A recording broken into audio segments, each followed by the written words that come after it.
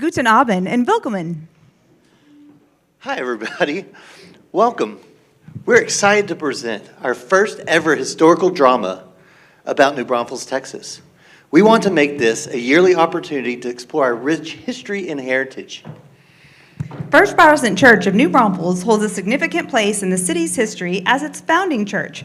Established in 1845 by German immigrants, the church's inception is closely tied to the early days of New Braunfels itself. Today, First Protestant Church of New Braunfels continues to serve as a spiritual home in the heart of New Braunfels, the heart of New Braunfels, reflecting its rich history and enduring legacy. The Coll Street Players have been fulfilling this mission for the past 2 years through live stage productions, educational programs, and more. All who share a passion for the transforming power of theater are welcome here. If you need a restroom break, please use the facilities in the main church through the courtyard and glass walkway. We are not planning to perform any haunted historical performances this year, but that may be your experience if you use the powder rooms in this building.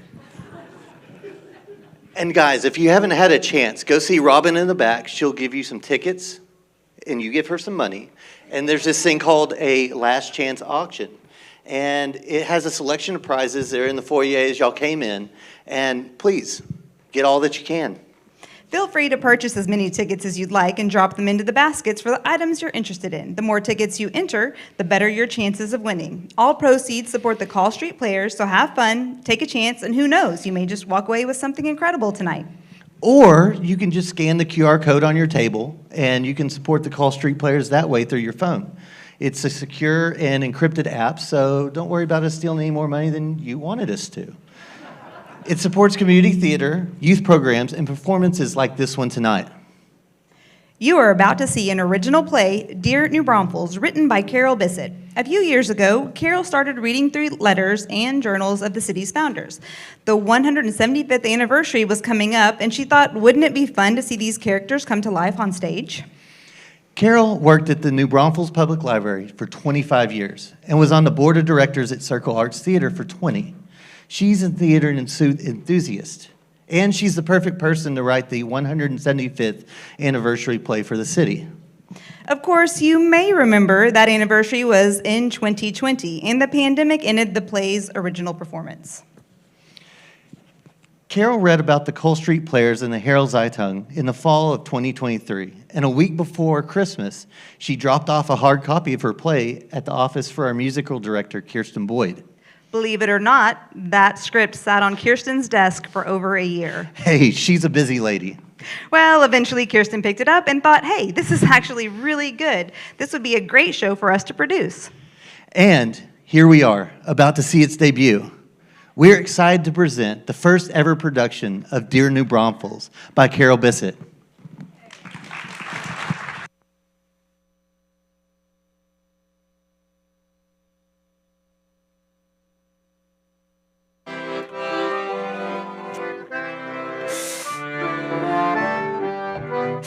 Man, Levi, I am so nervous. Do you have all your lines memorized? I think so. Okay, good, good. Whoops. I think we took the wrong entrance. Oh, no. What are we going to do? We've got to figure out something. I know. Play that thing, and I'll make up a song. Go ahead, go ahead.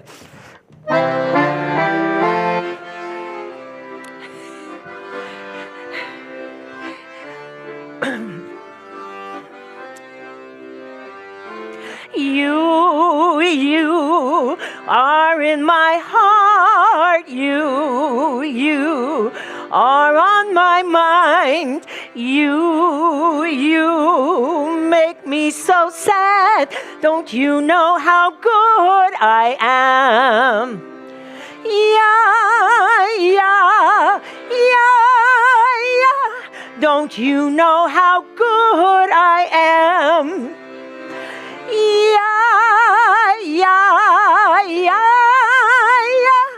Don't you know how good I am? Thank you. Oh, that was... We better go, Harry. We better go. We're going to get in such trouble. Go. Quick. And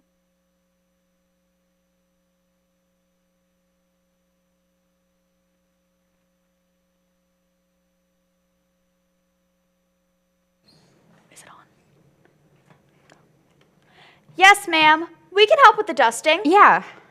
Okay, we can look through those letters. We will get right on it.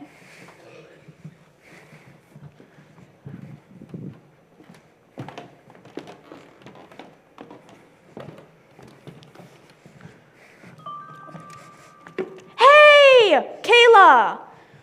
No, I'm not at home. Stacy and I are at the Sophienberg Museum, getting our volunteer hours for National Honor Society. They've got us sorting through a bunch of old things. We're dusting and organizing. I'll be looking through some old letters that must be a part of New Braunfels history, but I don't know what's in them. Okay, text you when we leave. Bye. Jen, would you look at this? Cool.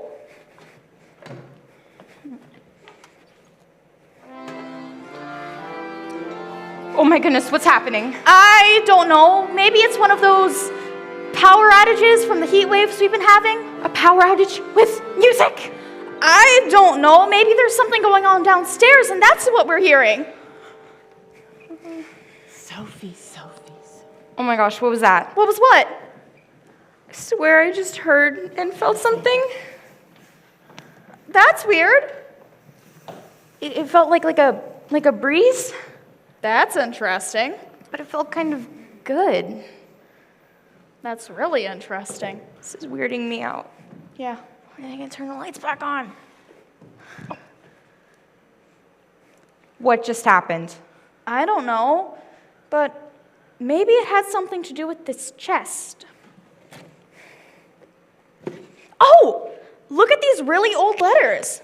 This one says, by Prince Karl Solms. It's addressed to Braunfels, Germany. Aw, I can't read German.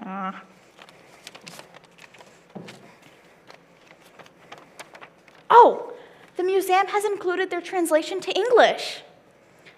Dear Sophie. Lady Sophie of Braunfels, Germany, Prince Solms' girlfriend. The Sophienberg Museum was named after her. As you know, my darling, I have been given the task of establishing 200 families from home into a Texas colony.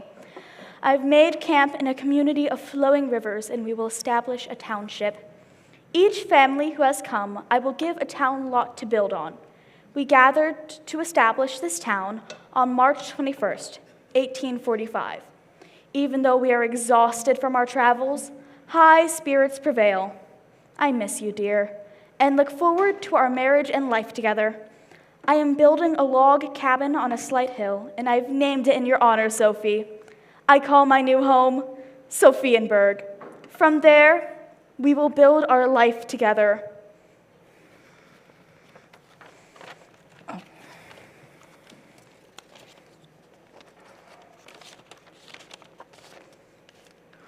Oh my goodness, this is like Prince Solms' diary.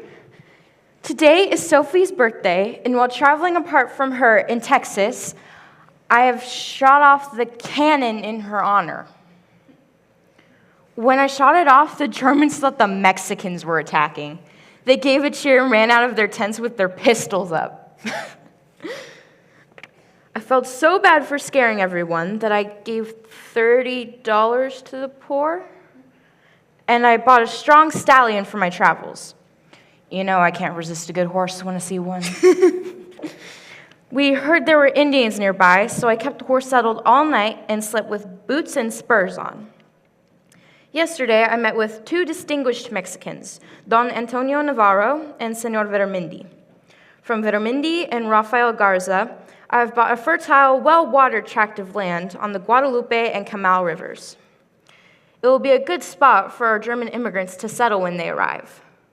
Our two rivers, that's New Braunfels, the beginning of New Braunfels. Let me see! That night, we found logging with hard beds, feathers on wood, and many fleas. Please!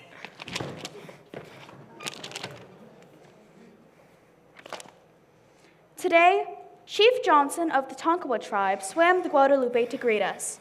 Well, there's a friendly Native American, and what a nice neighbor. Yeah. And Dr. Frank confessed to stealing our communion wine. I hunted with Linheimer and Coll. We killed 2 deers and 2 turkeys. I shot a black moccasin snake and 3 rattlers. Rattlers! I hate snakes. We established the settlement north of San Antonio on Good Friday, March 21st, 1845, and named it New Braunfels for the Psalm's ancestral castle back in Braunfels, Germany. Easter Sunday. The pastor's sermon was tolerable. That evening, we met at Zink's place for punch. As usual, we played our evening foursome of whist, in which the cards were in my favor. Leaving for home on May 15th, work on the fort on Sophienberg Hill is well underway. A fort on Sophienberg Hill? That's the little hill where this museum is located. We're standing on it. I'm leaving the settlement in good hands with its hard-working residents. I'm anxious to be back with my Sophie, to be married and begin our life together.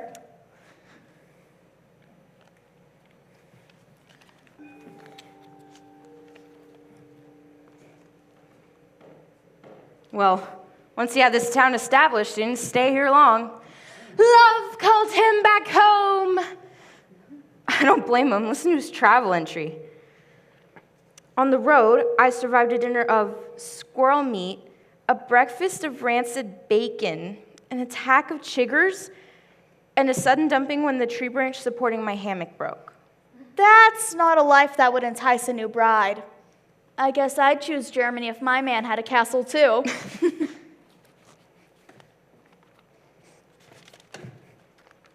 Wow, this letter sure has some water stains. Must have gotten rained on. It's by Ferdinand Jacob Linheimer.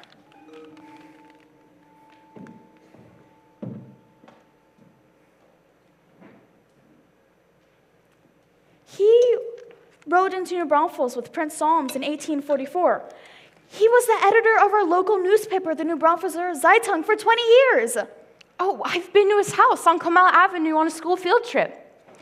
He studied plants and was called the father of Texas botany. His little house is on the Comal River and is now a tiny museum. Holds newspaper printing tools and has plants in the garden named for Linheimer. And hey, his portrait is painted on the wall next to Naeglin's Bakery. Have you seen it? Let's go for a stroll later. Wait, let me see the letter.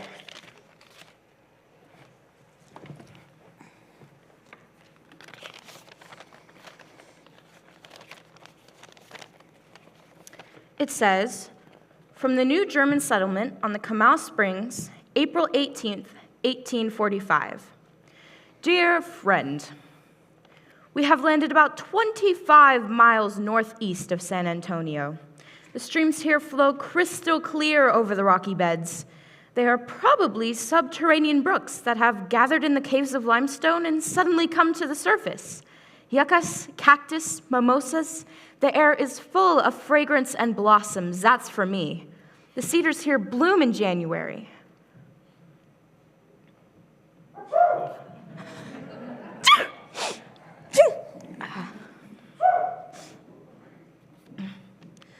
I must proceed in getting a shelter for my plant collection. The tent I borrowed from the German Society leaks when it rains. Enclosed is a little twig of the sabbatia that I found in the hills. It bears an enormous quantity of blossoms. Wait.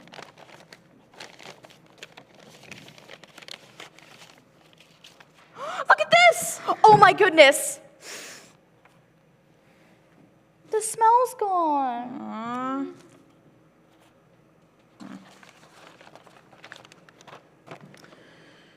I shall send 4 crates of dried plants and living cactus as soon as I have a chance to send the things in a covered wagon and don't have frost to worry about. I am beginning to harvest the lichens and ferns among the damp boulders. Enclosed is a sketch of a scarlet red lichen that I currently fancy. Look at this, Jen! The mail rider who was taking this letter to Austin this morning was attacked during his last trip by Indians, at whom he shot and from whom he escaped. I hope this letter reaches you, my friend. Oh, listen to this, Jen. He wrote, "Truth is life. Let us not tire to spread the intellectual grains of seeds of truth." Written like the journalist and botanist that he was.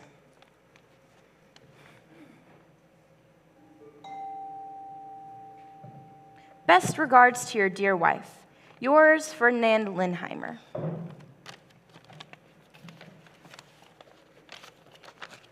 Wow, this is a real treasure chest. So, what else is in here? Oh, here's an old book. Oh, it's a Bible with a bookmark. Oh, someone wrote in it. They wrote in a Bible. Nah, it's all right. My mom writes in her Bible. They wrote, "Good Friday, March 21st, 1845. We crossed the Guadalupe River to establish our new home. At the end of the day, the group gathered for a worship service. And there's a name written there, Irvin Berg.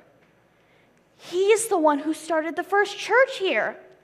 Hey, that became my church, First Protestant." What's this? It says the inventory of the congregation consisted of a wine flask, a chalice, a wafer plate, and 2 bells. Gifts from His Highness Prince Coll of Solms Braunfels. Well, that's historic. The passage that's bookmarked is James 1:27.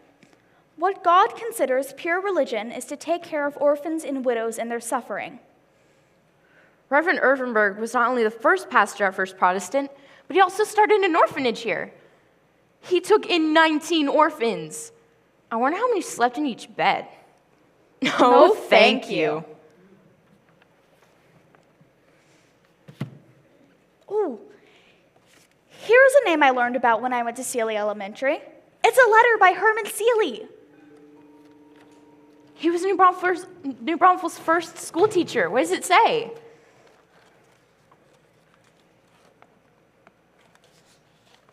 Oh, he tells of a traveling adventure. The date is still 1845. I was traveling with companions to the German settlement of New Braunfels when we stopped to camp and enjoy a campfire. A group of Tonkawa Indian squaws joined us at the fireside.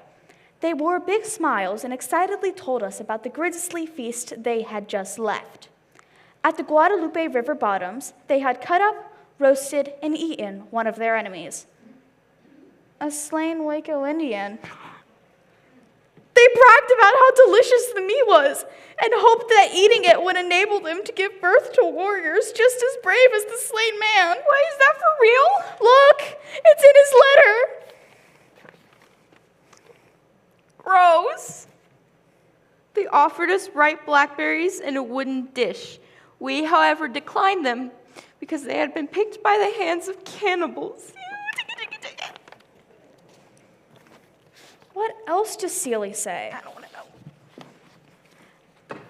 At the bottom of the Sophienberg Hill, where Prince Solms established his headquarters, that's here, Stacy, where the museum sits, was a consecrated, lovely green place. Grassy and close to the tents and cabins of the colonists. Under the elm tree where we attended the German worship services, I thanked God for his protection and prayed for continued help and blessing. It was in this spot that I held New Braunfels' first school session on August 11th, 1845. Man, all this dust is making me thirsty. Yeah.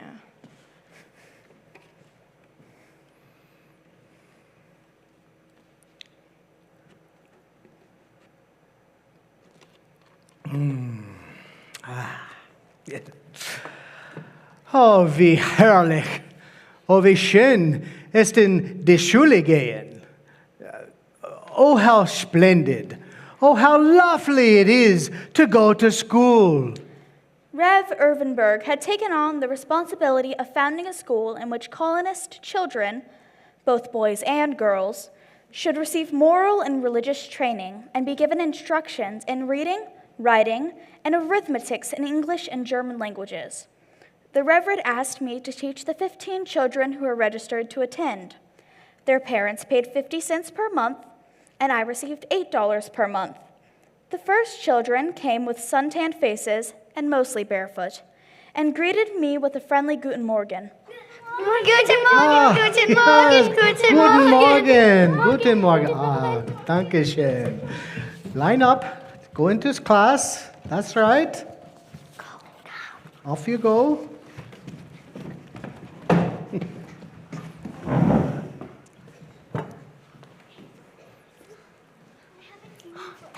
I taught with the limited books that had been carried from Germany. Hey, give me that. I can't wait for my new book. Give me that. Give it to me. I want it. I said give it to me. It's mine. Silence, children. During recess, they played hide and seek in the thick bushes, and they also ate the cherry plums which grew there for a snack. With the best appetites, they ate the lunch we had prepared. What's for lunch? What's for lunch? Fresh cornbread and cold beef steak and milk straight from old Bossy. But first, say your lesson. O wie herrlich. Oh, wie herrlich. O wie schön ist in Oh, wie schön ist es in die Schule gehen. der Schule gehen. Ja, sehr gut. I can guess what he had those poor kids recite. Oh, how splendid. Oh, how lovely it is to go to school. Yeah, until you're totally sick of it. All right, off with you now. I have work to do. After their lessons and lunch, I delivered them to Rev Ervenberg for safekeeping. Auf Wiedersehen. Goodbye. Oh, those bright faces make me so happy.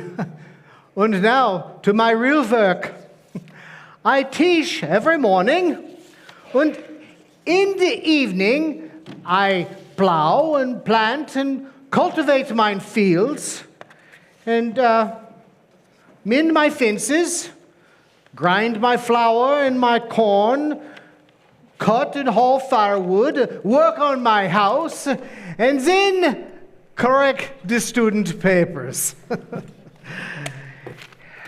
And in the morning, I begin again.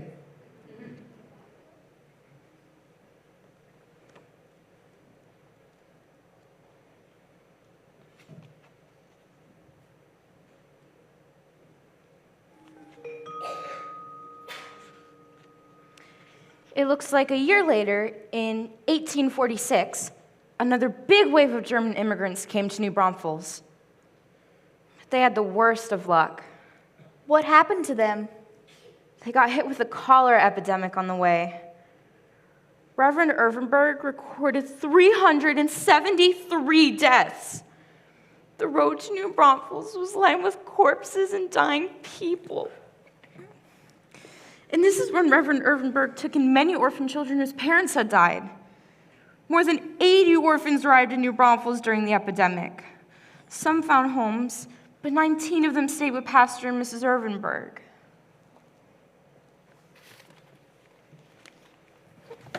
This letter is by an Anna, written to her uncle back in Germany. Looks like her parents died on the way to New Braunfels, and she moved into the orphanage with Pastor and Mrs. Ervenberg. Where did the Ervenbergs put all those kids? They had 3 of their own. Almost every man in New Braunfels gave money or labor, and they built a house with 11 rooms. The church ladies provided new sheets and corn shuck mattresses. Corn shuck mattresses? I wonder if those orphans dreamt of cornbread while they slept, or if they'd smell like tamales when they woke up.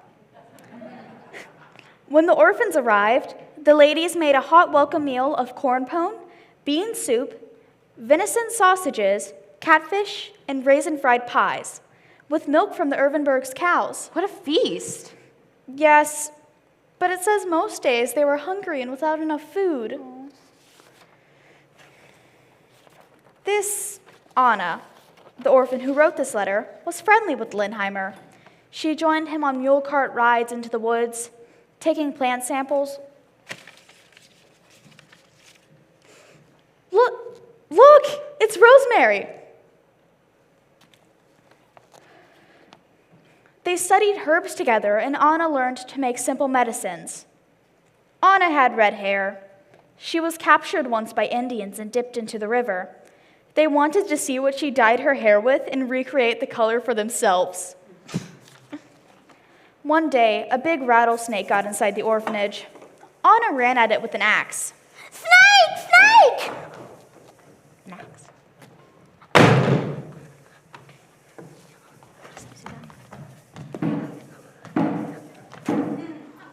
Oh no, I missed the head and cut off the rattles. Now it can sneak up on us. Oh, that makes me mad. I've got to find old Bobtail. Get out of there. Get out of those plants. Not only did I lose the snake, but our bread loaves are gone from the windowsill. Man, it took us a whole day to make 9 loaves of bread. Why didn't those darn dogs of ours bark at the Indians?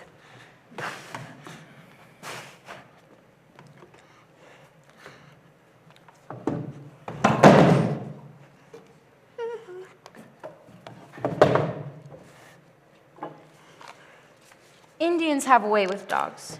Besides, our dogs are used to seeing them in the woods. We need to find a safer place to cool the bread than the windowsill. We're so hungry all the time. Mrs. Irvenberg gives most of her own food away to the younger children at every meal. Once we caught a scrawny wild turkey. We were so excited. But it had been grazing the hedges of chiltepin pepper bushes, and the meat was so spicy it burned our mouths. The little ones cried they were so hungry. So we cracked pecans until our hands bled and ate them for supper. That's so sad. To always be hungry like that.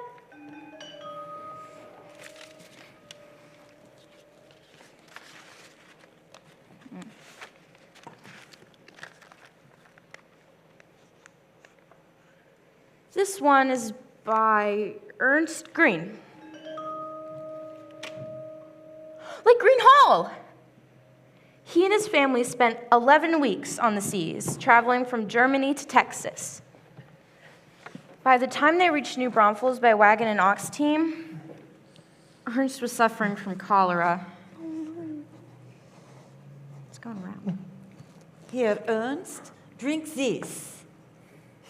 Ma, it smells terrible. It's good for you. What? She brewed it from muddauber nests. Ew! Some gross stuff back then. He not only survived the cholera, but lived to the ripe old age of 95. He died in 1914. This page says another thing the ladies often made was milk soup. Milk soup? Ja, we boil the milk with a little bit of butter and chicken broth, and when the cream rises to the top, we scrape it with the knife and spread it on homemade bread. Oh, Ma, that sounds good. Maybe sprinkled with a bit of sugar? You must be feeling better, my son. Here, he writes, when you feel like you want a little more to eat, push yourself away from the table. When Ernst was a teenager, he decided he wanted to be a merchant and own his own store and not to be ein farmer. Papa, I told you before, I don't want to be a farmer. Oh, yes, you will, son. Farming is hard, honest work, and will make a man out of you. You will mind me, or else.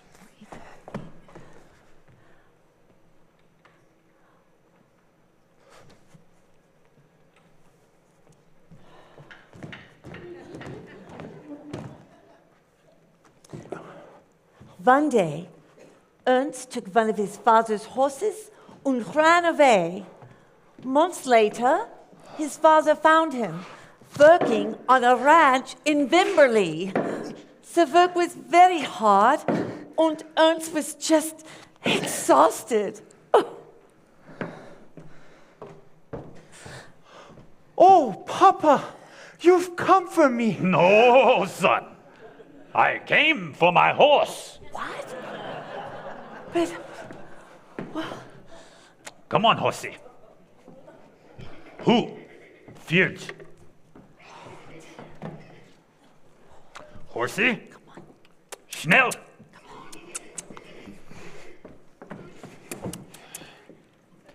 Vamos, caballo!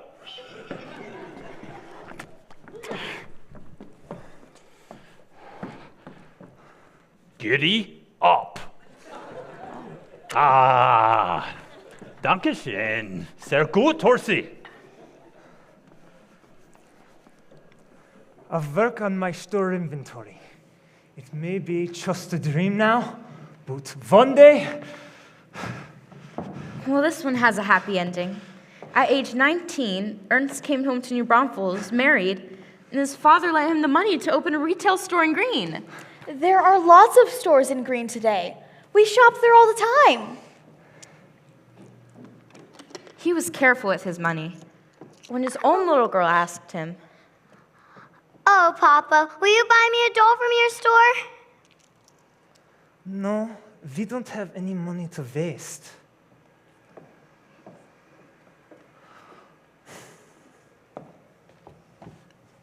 Make yourself a doll, as you were taught, with a corncob body, and dress it with rags. I will cut off a little hair from a horsehair for you to use on the head. Yes, Papa.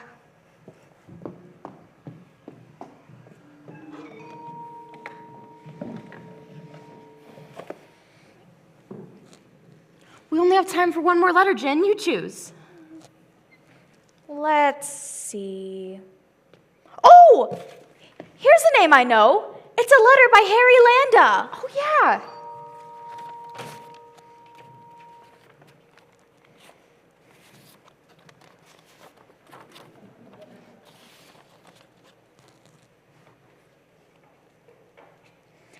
Dear cousin, how are things in Germany?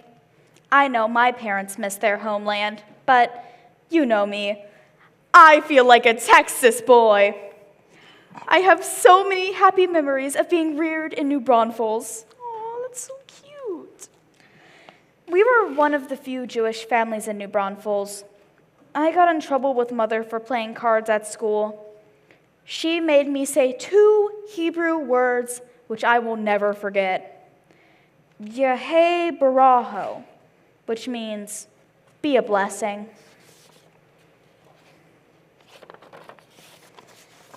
When I was learning to play the drums, my parents complained about the noise, so I found a small cave in Panther Canyon and moved my studio there. I still like to listen to drums. Harry, stop that racket! Oh.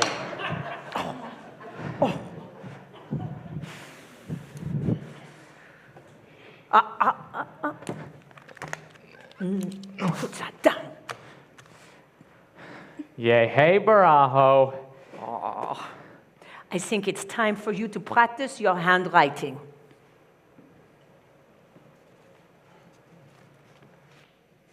My dear cousin, as a boy, I worked hard shoveling sawdust at our sawmill, working in the flour mill, and at the cotton gin.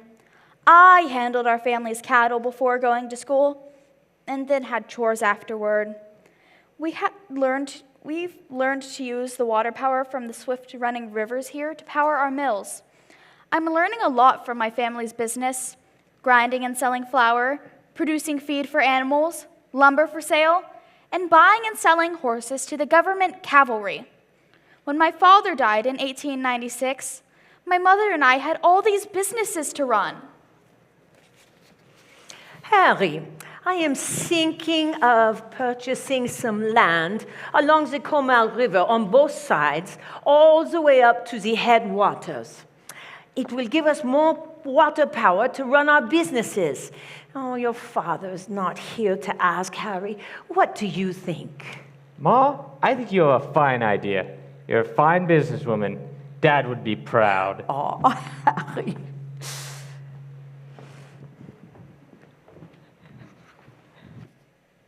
and cousin, we ended up with the most beautiful stream in the South. When the railroad put a stop on our estate, it was also used for recreation. We could entertain a few hundred people with a big barbecue. We did this for business purposes, and sometimes for the military. We are happy to share our beautiful property with others.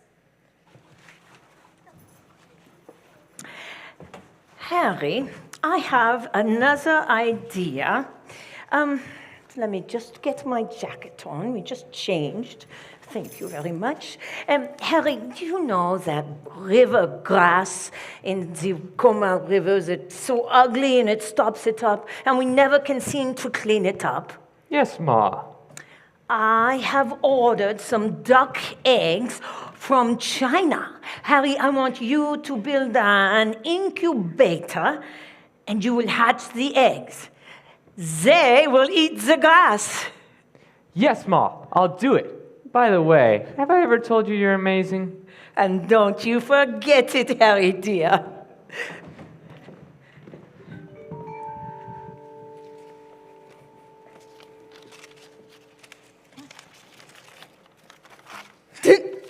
Stacy, look at this page. What?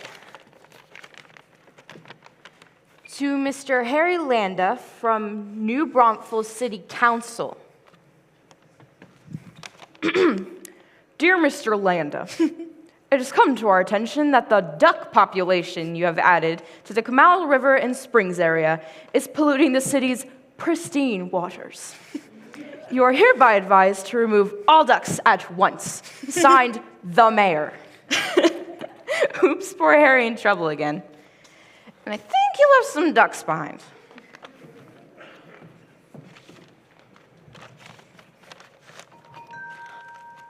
Hey, Kayla! Ugh, we lost track of time. Yes, we're leaving. Can we stop at Sonic? All this dusting and reading about foods made me hungry. So, maybe Neglin's too? Okay, we'll pick you up. Bye. I feel like all these stories are now stuck in my head. I know. I won't soon forget them. It makes me feel like my life is so easy. You know, it's neat to live in a town with such interesting history, full of wonderful people. And now we're part of its history. I know! Maybe someday, hear me out, someday, some electronic archivists will read our text messages and see that we went to Sonic with Kayla today.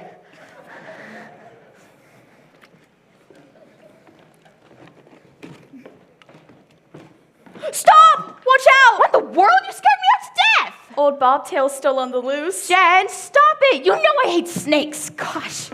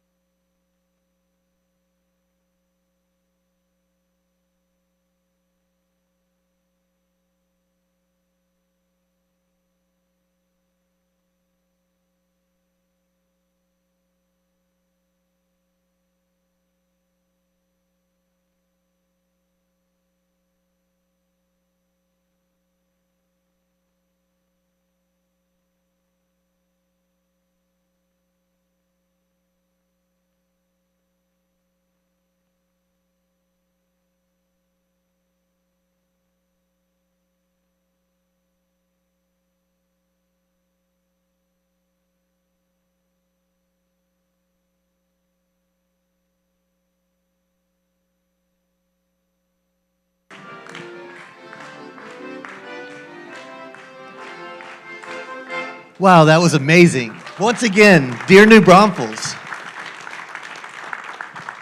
To Tonight's show featured a wonderful mix of local talent from the Coll Street Players. Some of these actors you may recognize from past performances, while others, this is their very first time on stage. Please stick around after and you can greet the actors and tell them how well they did. First, we'll meet a man who needs no introduction. But we'll introduce him anyway. A native Texan, Pastor Andrew Coyer worked in business on the West Coast before studying for the ministry and entering the pastorate. The Coyers lived in Europe for a decade, where Andrew completed his research doctorate on marriage ethics in the early church and served as lecturer in theology and director of 2 accredited degree programs. Andrew believes that the future belongs to those who listen well, that intergenerational churches are the need of the hour, and that the historic Protestant convictions continue to inspire godly living in God's kingdom here and now. Pastor Andrew is excited for us to get to know our author, Coll Bissett. Please welcome them both to the stage.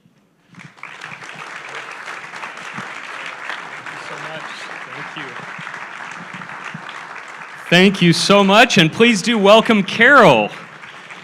Carol, yes, indeed. Let's grab a seat. Make yourself comfortable. Thank you so much for joining us tonight, for providing this wonderful play for us at this first historic performance with the Coll Street Players here at First Protestant Church. We're so glad that you're with us tonight. My pleasure, Andrew. Thank you. Yes, indeed. So, Carol, you have this play take place right here in the Sophienberg Museum. And it's a kind of a night at the museum moment when the characters start to become alive and move around. True. What is the role of the Sophienberg Museum here in New Braunfels? I mean, say a little bit about what you see the impact of that museum being. Right. Well, to my understanding, the Sophienberg does a fabulous job of keeping our history alive. They are very active in the community. They bring many events to the town, and I think a lot of us have one time or another maybe done some volunteer work with them at Vinex Market or somewhere else, but they have been busy working to keep our history alive. That's the bottom line. Wonderful, wonderful. Yeah. And it's worth saying, just out the front door to the right, about a block and a half up the hill, is the Sophienberg. If you've never been, it's really worth a visit. The lights will not be turned out. Nothing becomes alive while you're there, but nonetheless, it does really keep these stories alive. And by the way, Andrew, did you know that before that building was the Sophienberg Museum, it was the Dittlinger Memorial Library, and I worked there long ago. Yes. Carol, did you fire a cannon? No, I never had the opportunity. Okay. I was wondering as I was watching this evening. But is it too late? We'll see if we can arrange that for you. Okay, thank you.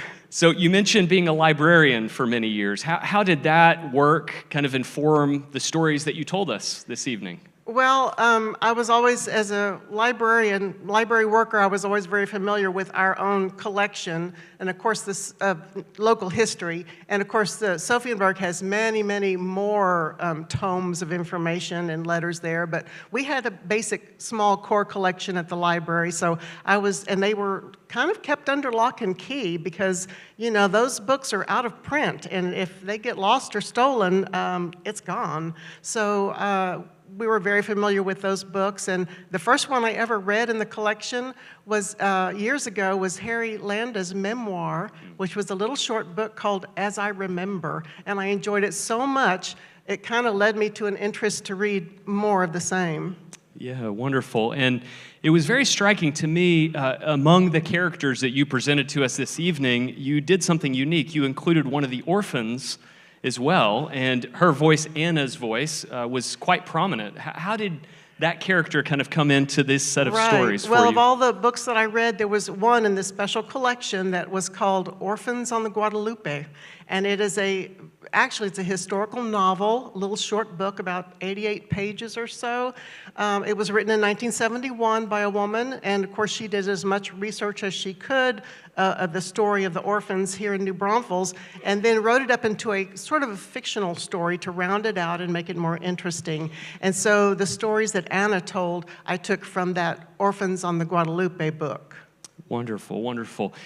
It also struck me as we were being introduced to the different characters that you give them a vocational identifier oftentimes. And so we had, farmer, a rancher, a store owner, Right. a teacher. And a pastor. And a pastor, true. They talked about. Yes. So numerous vocations. What was that like for the immigrants to this area? Because you present the young Mr. Green, he's kind of exploring his vocational possibilities. Was that part of the move to America, that there were more options, or how did that work out for the early settlers? I would imagine it would have been hard. The first settlers who came from Germany, many of them had their careers, their things they were trained for, their talents and their skills.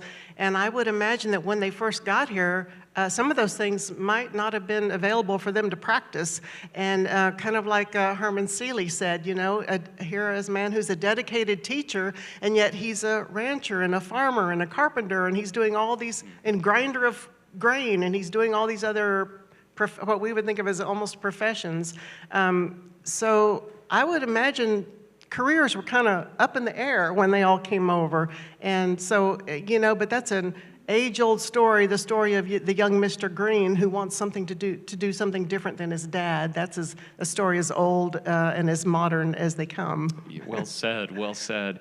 And you present the life of children in several ways in this series of stories. And you mentioned bare feet and sunburn and chasing rattlesnakes. Mm-hmm. And what was the experience? What's your sense of the experience of kids moving into this community? Were there high expectations? Did they have to grow up quickly, or was it a lot of play? What's your sense of that? I would imagine that they had nonstop chores at the house. I would imagine that all hands were needed in every family. And I also would imagine that when those kids went to school, that was... they got to see their friends then and maybe have a little break from all their never-ending chores at home. So I would imagine that they looked forward to the school day. And education seemed to be a very high value. You mentioned even the fees that the families were paying. That was no doubt a sacrifice. Mm-hmm. Is that the case? Is that your sense that education from the very beginning was a high value for these immigrant families? Certainly. I think Herman Seele got our town off to a good start educationally wise. I know that my kids and my 3 grandkids all went to Seele Elementary School, so that's a name dear to my heart. So I love reading about his story too. But I think we still really appreciate a good education. I don't think that has changed. Yeah. You have a moment in the story where the 2 ladies who are reading, doing their NHS volunteer hours, Mm-hmm. a nice little plug for those of us that are parenting NHS children, but giving some ideas there. But you have that moment where the one says, "Oh, there's writing in this Bible. Can I do that? Are we allowed to do that?" They're kind Right. of, where did that come from? Yeah, so that was kind of a personal note for me. I've always written in my Bible. I have, when I've taken a Bible study, I've made notes along the verses. When I've taught Sunday school, I've made notes along those verses. When I've sang some of the Christmas songs in our cantatas at my church, the Methodist church, and they're based, of course, on verses. I've made notes of what songs I've sang. So when I look through my Bible at home, it's almost like a spiritual journey for me, and that's very special to me. You would think maybe a librarian wouldn't believe in writing in a book, but if it's your book, honey, you can do whatever you want to in it. And when I write in a Bible, it just makes it much more personal to me and more special to me. So that's why I put that little plug in there. I'm not one to say, "Ooh, you should never write in your Bible," because I don't believe that. And you can use pen, right? Not just you pencil. can, Okay. and I also use markers. Mine's all sorts of colors, too. That's great. Right now at First Protestant Church, for the last 6 to 8 weeks, we've had our first annual Bible exhibit, and some of the Bibles that we have on display are from numerous languages around the world: Swedish, early German Bible, Latin version, a Greek version. But we have a couple that were, on loan to the church and from members who have passed away. And they have numerous notes. Just as you said, it's a kind of spiritual autobiography of what impacted them and when. Right. And so I think that's a very powerful encouragement for us to think about. In your program, you will notice, hopefully you received the playbill tonight, and on the back page, you'll see a note from Carol, from our director, Kirsten Boyd, and from myself. And in that note, I just mentioned a few things about the importance of remembering in Holy Scripture. I think, ironically, the call to remember, for example, the fourth of the 10 Commandments, God says, remember the Sabbath day and keep it holy. There's certain seasons that we should remember in a special way. I think, ironically, remembering is something we very often forget to do in our society. We're fast-paced. Moving forward is always better. But, Carol, tonight you have invited us to pause. You've invited us to think about the values that founded and formed this community, about the faith that drove these early settlers to continue to believe that God was doing something here and that they had a purpose in being here. And so we just want to say a huge word of thank you for that, because it's a countercultural thing, but as we hear these stories, we're nurtured in more ways than we can even really explain. So please join me once again in expressing thanks to Carol Bissett for being with us tonight, for these wonderful stories. Thank you. And before I pass the microphone off, I want to encourage all of us to say this little phrase that Mrs. Landa had her son say, which is Yehe Baraho, which means be a blessing. So let's all say, Yehe Baraho. Amen, amen. Thank you so much, Carol. Thank you, yes.